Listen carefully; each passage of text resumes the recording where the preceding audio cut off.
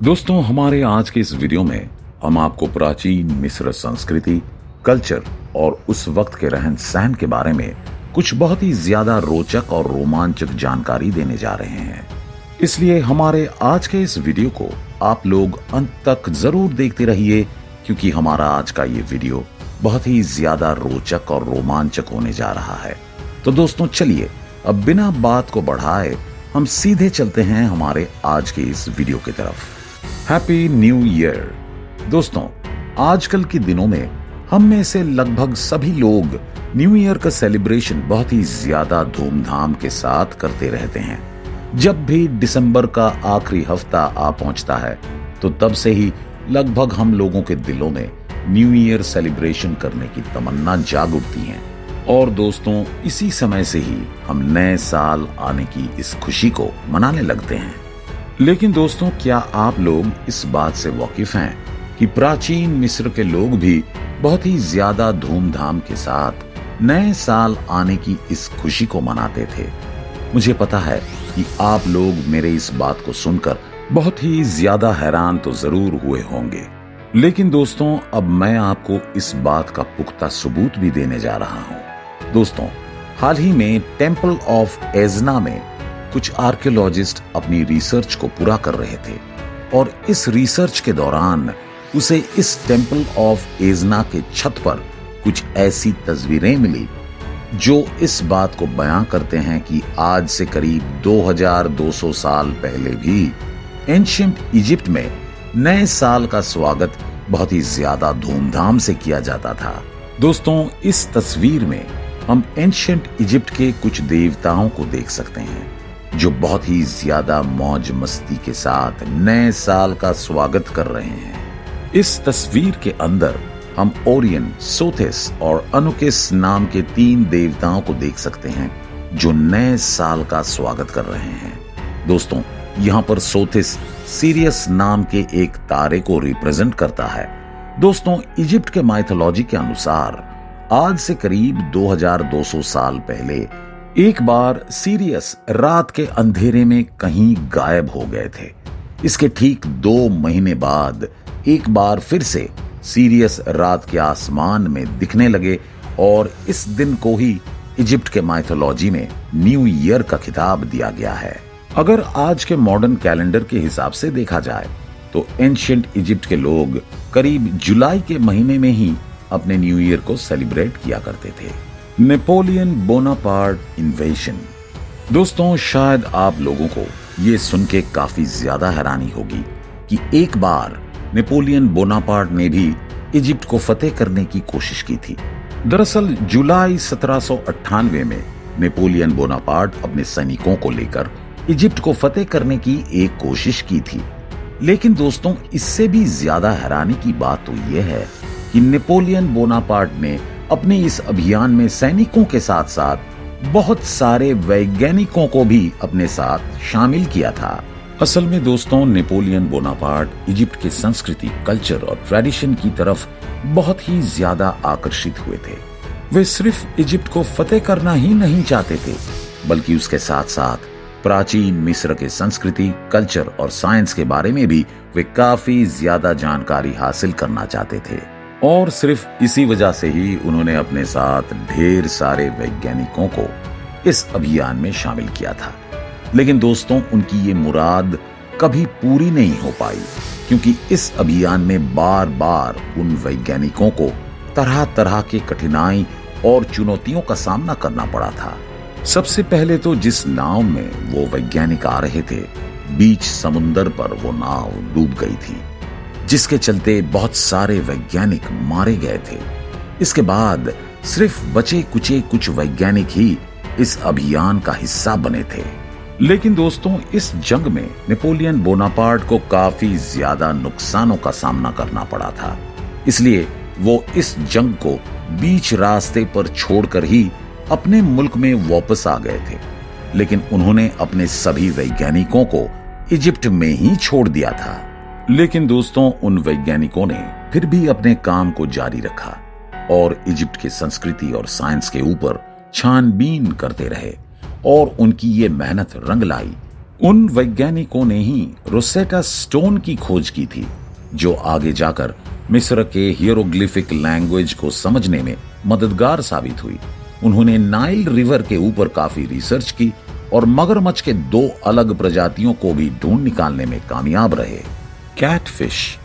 दोस्तों, इजिप्ट का मतलब सिर्फ ममी और पिरामिड के रहस्य तक ही सीमित नहीं है, क्योंकि प्राचीन मिस्र के ऐसे और भी कई सारे राज आज भी इस दुनिया में मौजूद हैं, जो हमें हैरान कर देते हैं।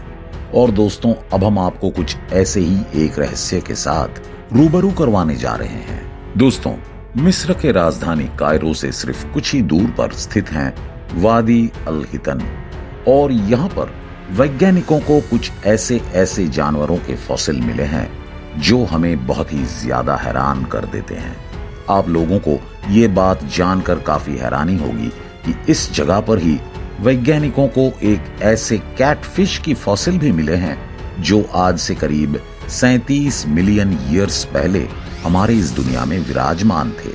दोस्तों, इस कैटफिश की लंबाई करीबन 2 मीटर के आसपास है और ये कैटफिश बहुत ही ज्यादा लंबे हुआ करते थे।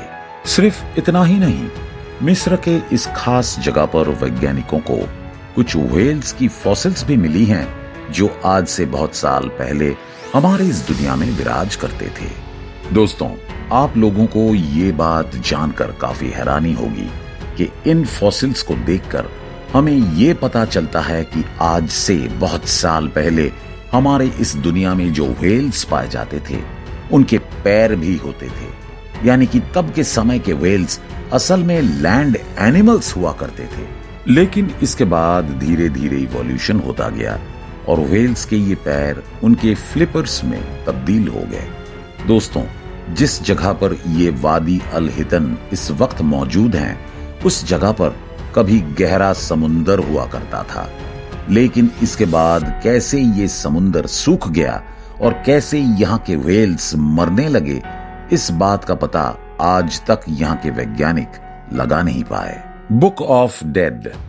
दोस्तों, मिस्र के अबू सिर शहर में आर्कियोलॉजिस्ट को एक बहुत ही पुराना टुम्ब मिला है, जिस टुम्ब का निर्माण करीब 500 बीसी में किया गया था।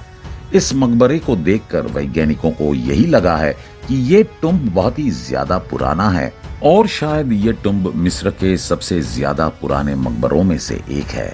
दोस्तों, इस मकबरे का मिलना वैज्ञानिकों के लिए बहुत ही ज्यादा महत्वपूर्ण है, क्योंकि ये मकबरा पुराना होने के साथ साथ आर्कियोलॉजिकल डिस्कवरी के लिए बहुत ही ज्यादा इंपॉर्टेंट है। असल में इस मकबरे का निर्माण कुछ इस तरह से किया गया है कि इस मकबरे के अंदर प्राचीन मिस्र के रिचुअल्स और संस्कृति का वर्णन बहुत ही अच्छी तरह से देखने को मिल जाता है। दोस्तों, इस मकबरे के अंदर जो वॉल पेंटिंग मौजूद हैं, उसके जरिए हम प्राचीन मिस्र के संस्कृति और उनके रिचुअल्स के बारे में काफी जानकारी हासिल कर सकते हैं।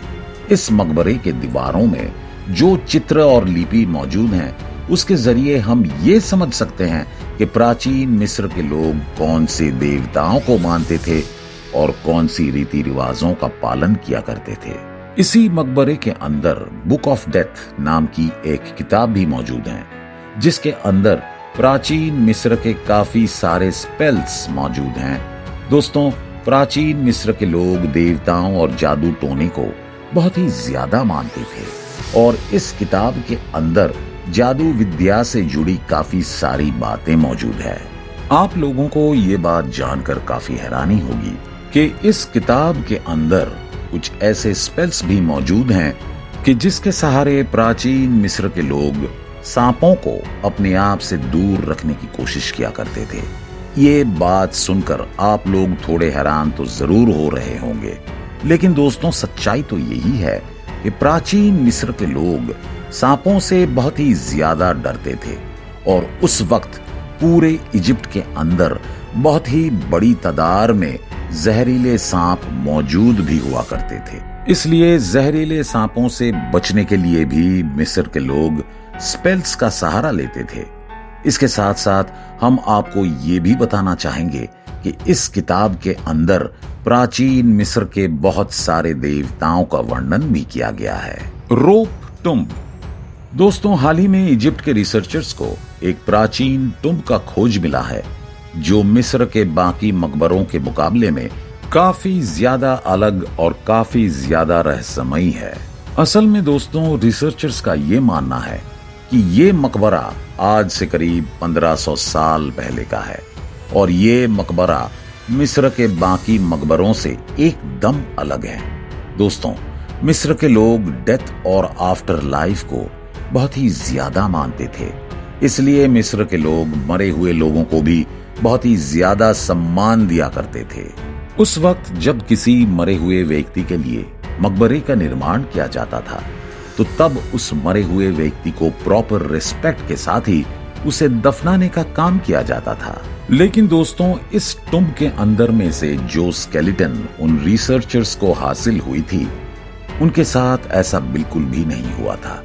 असल में उन लोगों को दफनाने से पहले उनके पूरे शरीर को रस्सी से कसकर बांध दिया गया था और यूं रस्सी से बांधने के बाद ही उनको दफनाया गया था। लेकिन दोस्तों, आज तक भी ये रिसर्चर्स इस बात को समझ नहीं पाए कि उन लोगों के साथ आखिर ऐसा बर्ताव क्यों किया गया था। कुछ ग्रीक फिलोसोफर्स का ये मानना है कि प्राचीन मिस्र के कुछ कबीले अपने लोगों को दफनाने से पहले उनके पूरे शरीर को रस्सी के साथ बांध दिया करते हैं और फिर वो लोग उस मरे व्यक्ति के शरीर को घसीटते हुए उसे दफनाने के लिए ले जाते थे। लेकिन इस कबीले के लोग ऐसा क्यों किया करते थे, इसका कोई भी वर्णन उनकी किताब में नहीं किया गया है। जहां पर प्राचीन मिस्र के लोग मरे हुए लोगों को बहुत ही ज्यादा सम्मान दिया करते थे, वहां पर इस कबीले के लोग मरे हुए लोगों के साथ ऐसा बर्ताव क्यों करते थे, इस बात का पुख्ता सबूत किसी के पास भी नहीं है। God's of Egypt. दोस्तों, अब तक तो आप लोग ये बात समझ ही गए होंगे कि प्राचीन मिस्र के लोग जादू विद्या और देवी देवताओं को कितना ज्यादा मानते थे। और अगर हम प्राचीन मिस्र के संस्कृति और उनके कल्चर के ऊपर थोड़ा सा भी ध्यान दें तो हमें भी इस बात का एहसास हो जाएगा कि प्राचीन मिस्र के लोग सिर्फ किसी एक देवता को नहीं बल्कि अलग अलग देवताओं का पूजा किया करते थे। इन देवताओं को खुश करने के लिए प्राचीन मिस्र के लोग बहुत सारे रिचुअल्स भी परफॉर्म किया करते थे।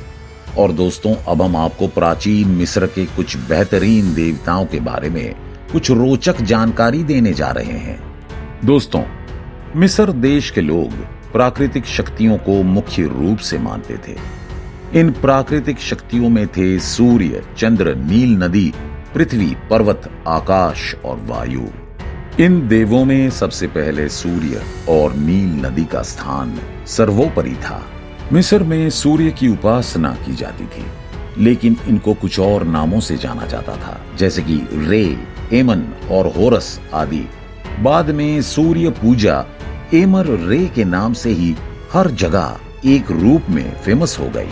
इसके साथ ही पृथ्वी, प्रकृति और नील नदी तीनों को मिलाकर एक शक्ति बनी जिसका नाम ओसिर या ओसाइरिस नामक देवता, जो कि एक प्रमुख स्थान भी था। ये एक हिंदू धर्म के वो इंद्र देवता के समान ही जल का देवता थे। आसिर देवता को रे देवता के पुत्र माना जाता था, जिसके कारण उनकी पूजा की जाती थी, क्योंकि ये वो देवता है जो जीवन मृत्यु का मूल्यांकन करते थे। साथ ही इनकी पत्नी का नाम आइसिस था, जो कि देवियों में सबसे प्रमुख देवी था और ये रे देवता की सगी बहन थी। उसका पुत्र होरस भी देवता के रूप में पूजा जाता था। मिस्र के प्राचीन धर्म में राक्षस और दैत्य की कल्पना भी थी। सेथ नामक दैत्य ओसाइरिस का शत्रु था। रे को जीवन का देवता माना जाता है और मिस्र के राजा फराओ राजाओं की उपाधि उसके प्रतिनिधि के रूप में कार्य करते थे।